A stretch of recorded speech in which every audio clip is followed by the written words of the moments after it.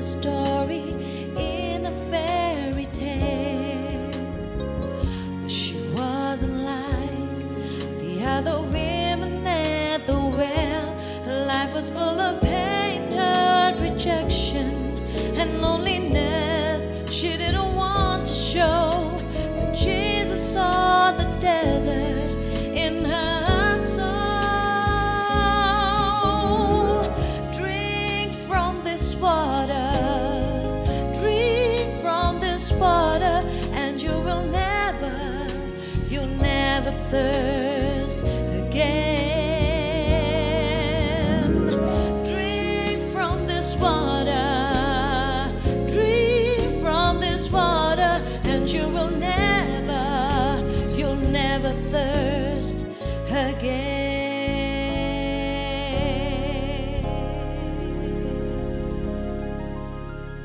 Shalom Elohim, Beshem Hamashiach. Apa kabar Bapak Ibu Saudara-saudari? Kita bertemu kembali di dalam program Old Testament Made Easy, di mana kita akan mengungkap makna dari kata-kata, kalimat, simbol, event dalam perjanjian lama, di mana Tuhan seringkali menyampaikan maksud dan tujuannya lewat hal-hal tersebut.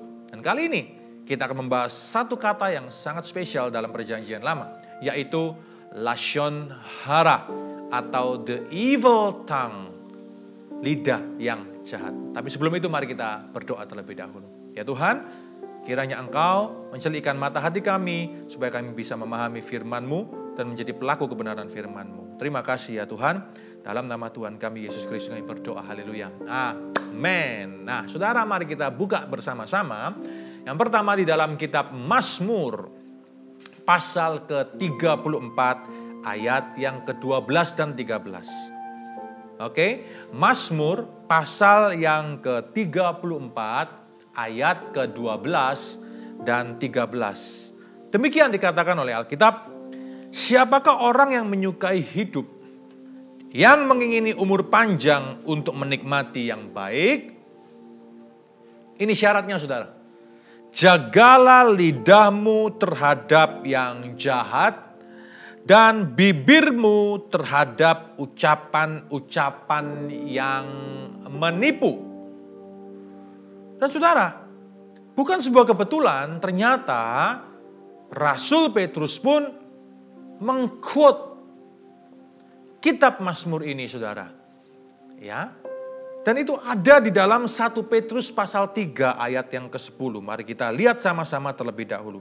1 Petrus pasal yang ke-3 ayat yang ke-10 dikatakan, siapa yang mau mencintai hidup dan mau melihat hari-hari baik, ia harus menjaga lidahnya terhadap yang jahat dan bibirnya terhadap ucapan-ucapan yang menipu.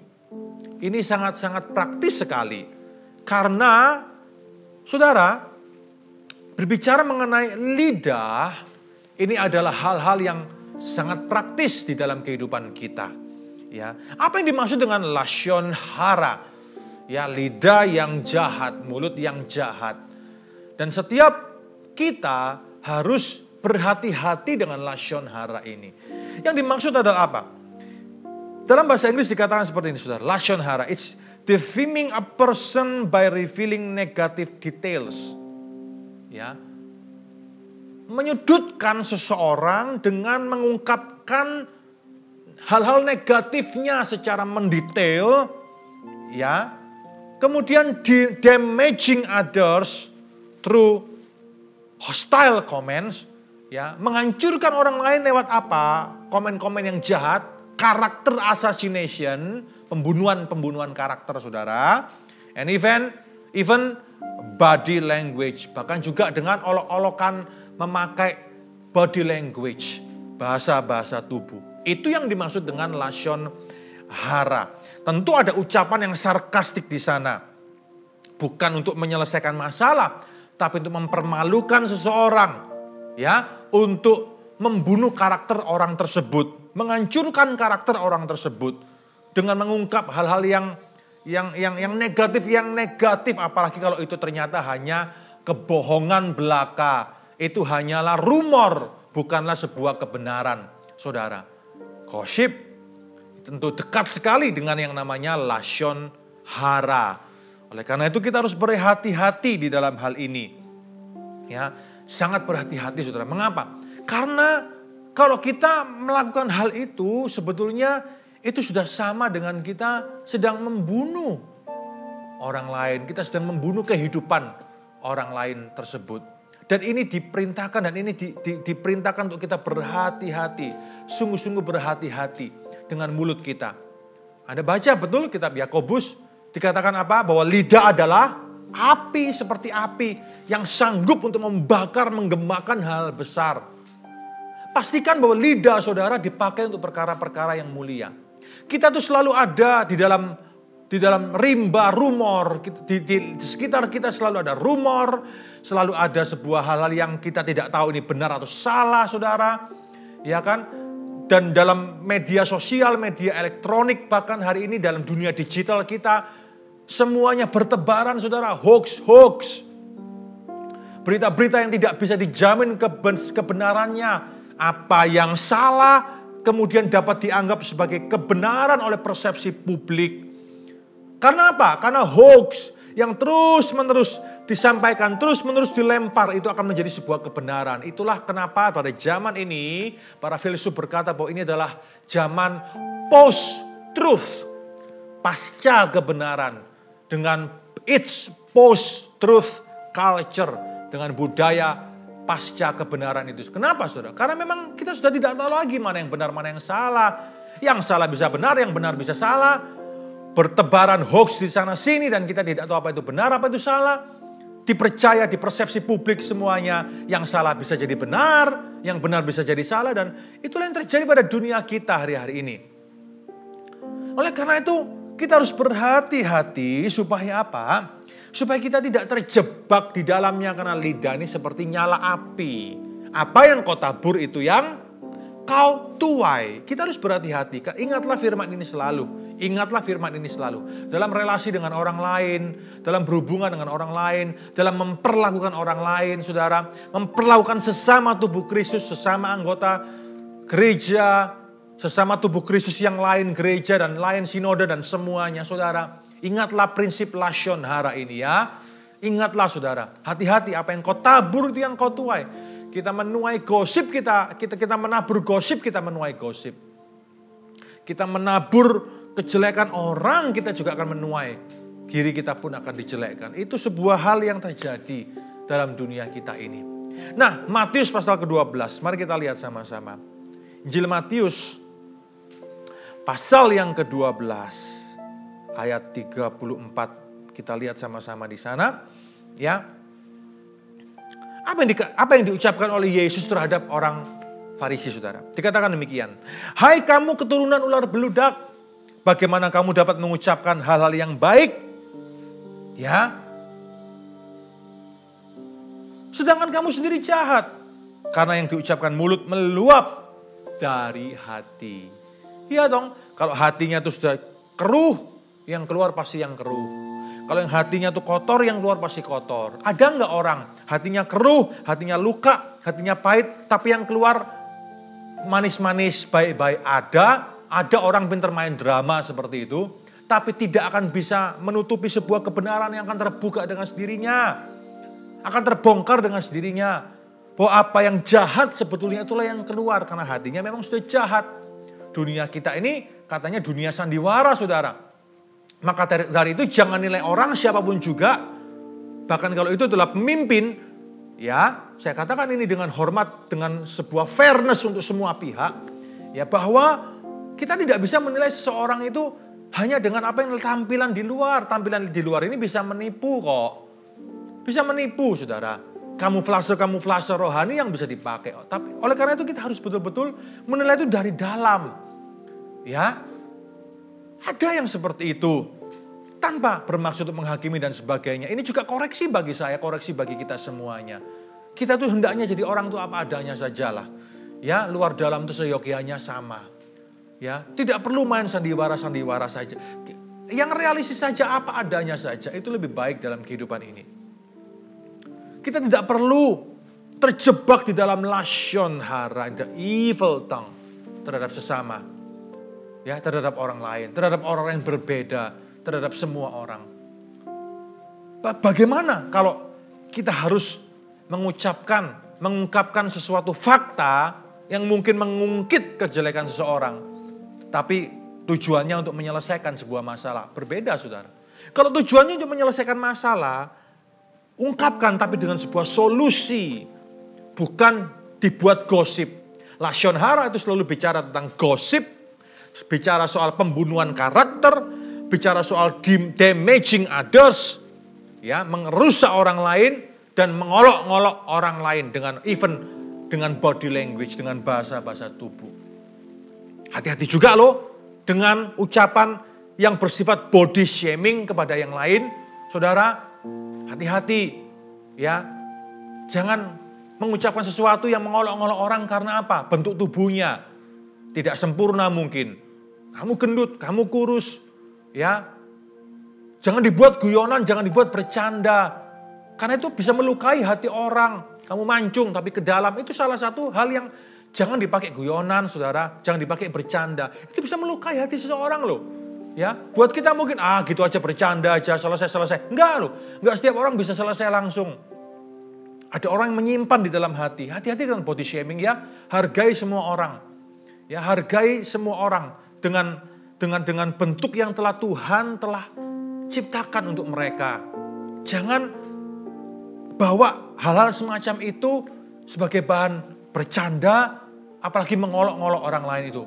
Warna kulit, bentuk rambut, bentuk mata, ya, bentuk hidung, semua yang menjadi anggota tubuh kita. Saudara, hendaknya itu semuanya dipakai untuk kemuliaan nama Allah. Hati-hati dengan ucapan body shaming. Gara-gara body shaming loh ya, orang bisa depresi loh. Bahkan ada yang bunuh diri loh, saudara. Ya, beberapa artis Korea itu bunuh diri, mengapa? Karena mereka depresi, mereka stres kemudian masuk depresi tanpa pertolongan.